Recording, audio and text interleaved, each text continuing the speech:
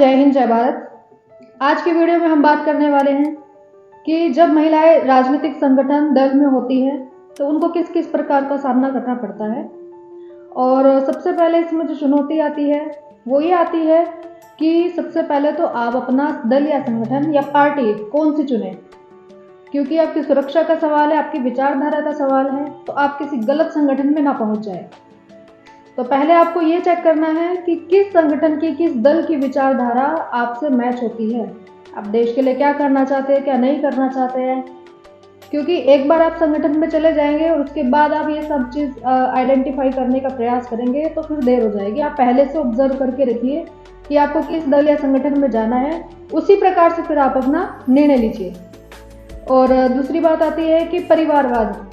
तो दल या संगठन में परिवारवाद, नेपोटिज्म बहुत ज़्यादा चलता है और आपने देखा भी है कि जहाँ पर किसी महिला के पति हैं, भाई हैं, बेटे हैं या फिर उनके पिता है, तो वो राजनीति दल या संगठन में बहुत आसानी से एंट्री भी कर जाती है और उनको बहुत सम्मान भी मिलता है और आगे बहुत सारी अपॉर्चुनिटीज़ भी मिलती हैं। तो ऐसे में साधारण महिला क्या कर सकती है?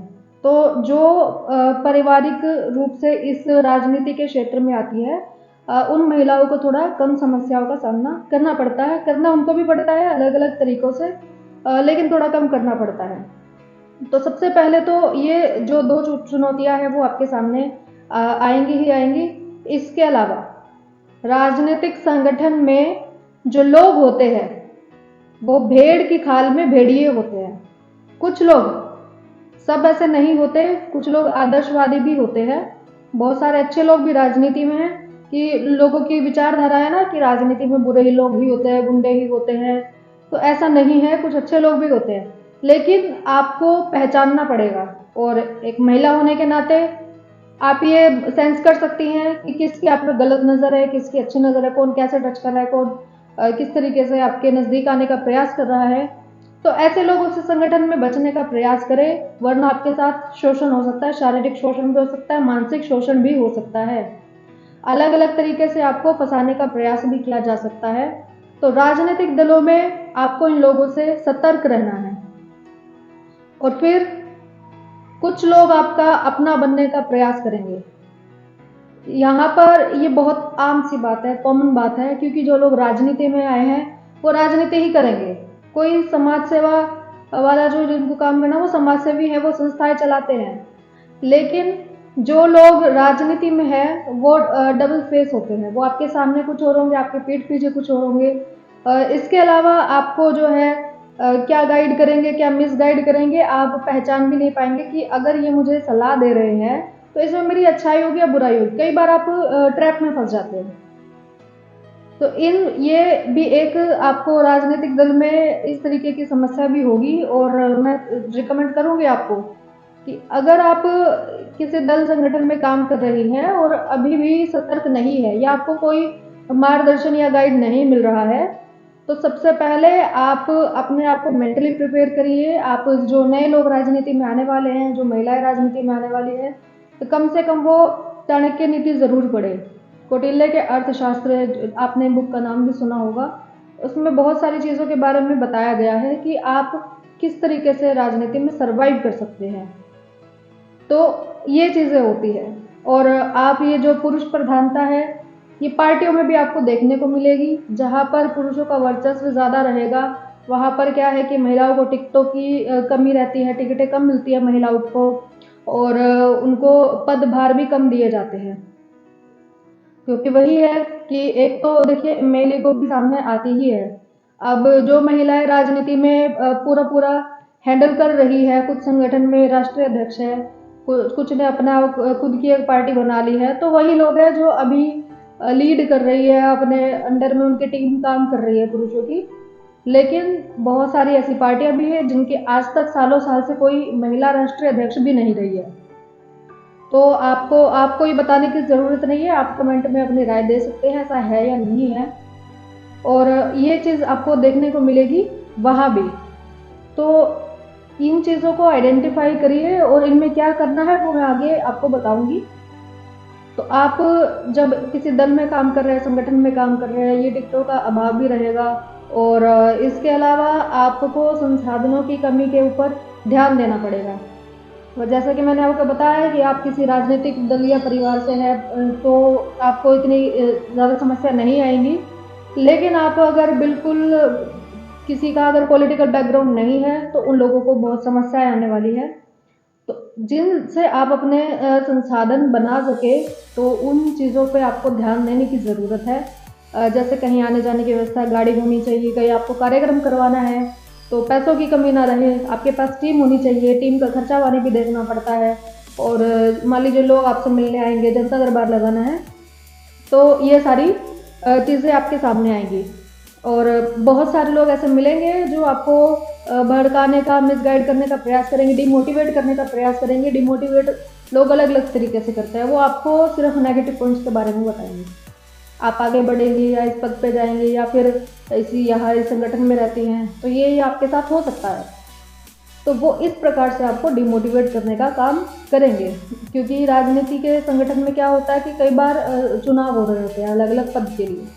मान लीजिए आपको वो पद मिल भी जाता है तो कुछ लोग आपको कहेंगे कि आप इस पद से अपना नाम वापस ले लो, आप इस पर रहोगे तो आपको ये काम करने पड़ेंगे और बहुत मुश्किल आने वाली है। तो आप समझ जाइएगा कि ये हमें डिमोटिवेट करने का काम कर रहे हैं, तो तुरंत अलर्ट हो जाइए आप। और इसके अलावा बहुत सारे लोग ऐसे भी होंगे आपकी पार्टी में, आपकी टीम में, जो आपको आपके सीनियर लीडर्स, आपके हाईकमान के खिलाफ आपको भड़काने का प्रयास करेंगे। देखिए, सबसे पहले तो आपको पहचानना है कि ऐसा आपके साथ है या नहीं है कि आपके सीनियर लीडर या आपके हाईकमान हैं वो सही है या गलत है। अलग अलग पार्टियों के अलग अलग लोग होते हैं, सबकी बात नहीं है यहाँ पे। वो आपको देखना पड़ेगा कि आप किस संगठन या दल से जुड़े हैं। अगर वहाँ पर इस तरीके के लोग नहीं हैं तो बिल्कुल आप उनके साथ रहिए और संगठन को तन मन धन से समर्पित रहिए। तो वहाँ पे आपको कुछ सोचने की ज़रूरत नहीं है, लेकिन अलर्ट हर टाइम रहिए। और जो लोग ऐसा करने का प्रयास कर रहे हैं वो कल को गुटबाजी करते हैं और फिर आप सोच में पड़ जाते हैं कि वो लोग सही है या ये लोग सही है। ऐसे में आपका पॉलिटिकल करियर पूरा खराब हो सकता है। आपका एक डिसीजन आपकी पूरी जो राजनीति है, आपका जो पूरा करियर है वो समाप्त कर सकते हैं। जैसे कि आपने कहावत भी सुनी थी कि लम्हों ने खता कि सदियों ने सजा पाई। वो काम आपके साथ ना हो जाए, इसका ध्यान रखना है। तो चलिए इसके समाधान पर हम बात करते हैं। तो साथियों, मैंने बताया कि सबसे पहले तो आपको दल या संगठन या पार्टी चुननी है कि आपको किस में जाना है, जहां आपकी विचारधारा मैच होती है कि आप किन किन मुद्दों को लेकर काम करना चाहते हैं। अभी हाल ही में जैसे चुनाव हुआ है तो दोनों पार्टियों ने, मैं नाम नहीं लूँगी यहाँ पर, तो जो भी पार्टी थी जो चुनाव लड़ रही थी, सबने अपने अपने मैनिफेस्टो दिखाया कि हम ये काम करेंगे, हम ये काम करेंगे। उनकी क्या विचारधारा है, उनकी क्या विचारधारा है। कोई किसी मुद्दे पर, धर्म के मुद्दे पर काम करना चाहते हैं, कोई तुष्टिकरण के मुद्दे पर काम करना चाहते हैं। सब दिखाते कुछ हो रहे हैं, होते कुछ हो रहे हैं। और ये राजनीति है, यहाँ ऐसा होता ही है। लेकिन आपको सोच समझ के फैसला लेना है, क्योंकि कल बात आपके परिवार के ऊपर भी आएगी। अगर आप किसी दल या संगठन में जाते हैं तो फिर आपके परिवार को भी वो बातें सुनने को मिलती है। तो बहुत ही सोच समझ कर आप फैसला लें और आप एक गैप मेंटेन करके रखें हर किसी से, खासतौर पे पुरुष। अगर आप महिला हैं तो, और अगर आप पुरुष हैं तो फिर महिलाओं से थोड़ा सा गैप मेंटेन करने की ज़रूरत है। आप किसी को भाई बोलते हैं, बहन बोलते हैं, चाहे कुछ भी, आपका मन साफ हो सकता है। लेकिन जो ये राजनीति में जो लोग होते हैं वो देखने में ऐसा ही आपको बोलेंगे कि गलत ही है, तो आपको उस चीज़ में सतर्क होने की ज़रूरत है। लेकिन मैं इसमें ये कहूँगी कि इसमें आप ही को ध्यान रखना है। आप हर जगह क्योंकि साबित नहीं करेंगे कि आप सही हैं, आरोप प्रत्यारोप लगते रहेंगे और ये इसका एक हिस्सा है। तो आपको इसके लिए मानसिक रूप से तैयार होना ही पड़ेगा। और आपको किसी प्रकार के संसाधनों की कमी ना हो, इस पे आपको आर्थिक स्थिति अपने ठीक करने पे ध्यान देना चाहिए। और आपको कौन मिसगाइड कर रहा है आपको तुरंत पता लग जाएगा। एक तो आप जल्दबाजी में ना रहे, किसी भी प्रकार की जल्दबाजी करने की ज़रूरत नहीं है। जो लोग गलतियां करते हैं वो एक जल्दबाजी का ही नतीजा होता है। तो सबसे पहले आप देखिए, आइए संगठन में किसी भी, वहाँ पर माहौल ऑब्जर्व करिए, किस तरह के लोग हैं। बोलने में जल्दबाजी ना करें और साथ ही कौन क्या कह रहा है उनकी बातों में जल्दी ना, सुन लीजिए, सबकी सुनना है। सुनने के लिए ही आए कि लीडर जो होता है एक अच्छा लिसनर भी होता है। तो आप सबसे पहले सुनिए, ऑब्जर्व करिए थोड़ा समय ठहरिए और चीज़ों का आकलन करिए। जो भी आप देख रहे हैं, जो भी फैसला आगे ले वो थोड़ा सोच समझ कर ले, ताकि आने वाले समय में इसका क्या परिणाम रहेगा, क्या रिजल्ट रहेगा, तो उस हिसाब से आप अपने डिसीजन लीजिए। और इसके अलावा आपको क्या करना है कि जो आप एक राजनीति में आ रहे हैं, तो यहाँ पर आपका साथ जो है सबके साथ ही होना चाहिए। हाँ, कुछ लोग होते हैं जिनसे आपकी विचारधारा मैच नहीं करेगी, आपके वाइब्स मैच नहीं करेगी, तो आप उनसे थोड़ा सा डिस्टेंस मेंटेन कर सकते हैं, कम बातचीत कर सकते हैं। लेकिन संगठन में सभी के साथ आप मिलजुल कर रहे, इस चीज़ पर आप ध्यान रखिए।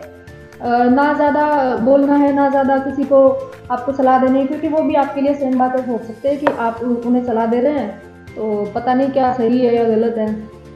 और यहाँ बहुत सारे लोग ऐसे होते हैं दूसरों के कंधों पे बंदूक रख के चलाते हैं, तो वो कंधा आपका ना बन जाए, तो उस चीज़ का आपको ध्यान रखना है। और आखिरी में ये कहूँगी कि जब संगठन में आप आ रहे हैं, तो वहाँ भी आपको किसी न किसी मेंटोर की ज़रूरत होती है।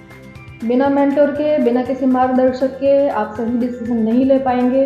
लेकिन उसको पहचानेंगे कैसे आप, वो उसमें आपको आपका पर्सनल बिहेव, उनका बिहेव, उन्होंने आपके पुराने फैसलों में, क्योंकि समय तो लगेगा, हो सकता है 1-2 बार आपको धोखा खाना भी पड़ जाए, लेकिन व्यक्ति की पहचान हो जाएगी आगे लंबे समय तक के लिए, कि जब आपने ये बात डिस्कस की थी, जो ये बात शेयर की थी, या जो पार्टी के हाईकमान होते हैं वो भी आपके मेंटोर की तरह ही काम करते हैं, वो भी आपके मार्गदर्शक हो सकते हैं। और जो दूसरे लोग हैं पार्टी में, दूसरे भी लोग होते हैं जो आपको मान लीजिए आप किसी से भी बात आसानी से नहीं शेयर करते, लेकिन कुछ लोग फिर भी हो जाते हैं जो आपकी तरह के वाइब्स के लोग होते हैं। तो आप देखिए कि अगर जब उनसे आपने अपने किसी समस्या पे बात की थी, किसी डिसीजन पे बात की थी, उन्होंने किस प्रकार का आपको गाइडेंस दिया था और उससे आपका पॉजिटिव रिजल्ट आया था कि नेगेटिव आया था, फिर बाद में उनका बिहेव क्या रहा था। इस तरीके से आप आइडेंटिफाई करके अपना मेंटोर भी चूज कर सकते हैं। और साथियों, आपको किसी भी प्रकार की समस्या आए तो आप मेरी स्क्रीन पर देख रहे होंगे कि एक ईमेल आईडी दी गई है, तो मुझसे बात करने के लिए, संपर्क करने के लिए आप दी गई मेल पर मुझे संपर्क कर सकते हैं। टीम आपको रिप्लाई कर देगी। और आगे किस तरह की वीडियो आप चाहते हैं, चैनल को लाइक, सब्सक्राइब और शेयर ज़रूर कर दें। और अपना एक मत ज़रूर रखें कि ऐसा होना चाहिए, नहीं होना चाहिए, क्या होना चाहिए, आगे किस टॉपिक पर आप वीडियो चाहते हैं। जय हिंद, जय